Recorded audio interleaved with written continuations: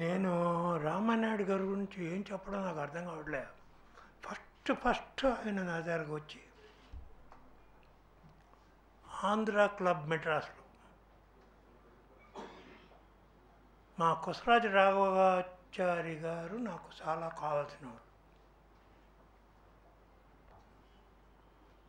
ఆయన నన్ను పిలిచి, రావా మన రామానాయుడు పెళ్ళి ఉంది, మనం వెళ్దామా అన్నాడు. అదేంటిది రామానాయుడు నన్ను పిలవకుండా మీరు పిలుస్తున్నారు ఏంటండి? ఆయన పిలుస్తారు, ఆయన నువ్వు వస్తావంటే నేను నువ్వు ఇద్దరు కలిసి మెడ్రాస్ నుంచి బాపట్ల దగ్గర చీరాల వెళ్ళాము. మీ ఆవిడ నాతో వాకింగ్ వచ్చినప్పుడు డైలీ చెప్పేది, మీ మదర్లో నానమ్మ రావు గారు నాకు ఎప్పుడు కనపడేటప్పుడు నా పెళ్ళికి వచ్చి నాకు ఆశీర్వాదం చేసిన వాళ్ళలో మీరు అనేది ఇప్పుడు కూడా, మొన్న కూడా మాట్లాడుతూ ఉంటాం. ఒకటి ఇంకా చాలా చెప్పాలి, ఈయన పర్మిషన్ ఇయ్యరు. చాలాసార్లు చాలా పిచ్చే రామానాయుడు వాళ్ళతో చాలా కనెక్షన్స్ ఉంది నాకు.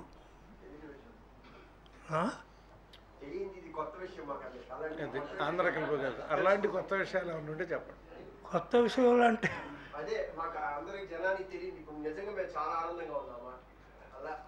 సముద్రాల రాఘవాచారి గారు, అలాగనే కొసరాజు రాఘవాచారి గారు, మాకు అక్కడి నుంచి వచ్చిన రిలేషన్షిప్ ఇది.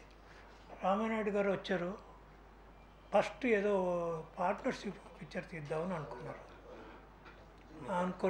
పిక్చర్ తీశారు, అది పెద్దగా పోల. అనురాగ్ బాగా పోతే ఏం రావా మనం ఏం చేద్దాము అనుకొని ఎప్పుడు పొద్దున్నుంచి సాయంకాలం దాకా క్లబ్లోనే కూర్చునేవాడు. ఆంధ్ర క్లబ్ చేసి చాలా బాగా ఇచ్చేసేవారు.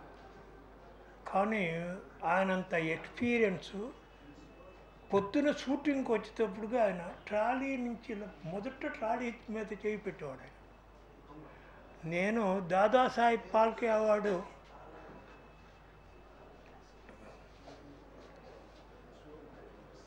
నేను కలకటాలో దాదాసాహెబ్ ఫాల్కే అవార్డు దాదాసాహెబ్ దగ్గర పనిచేసినప్పటికీ సైలెంట్ మూవీస్ ట్రాలీ పుల్లర్ నేను ఏది అంత ఇప్పుడు నేను 102 years ఇప్పుడు జరుగుతుంది నాకు. ఇంకా బ్రతుకుతానా లేదా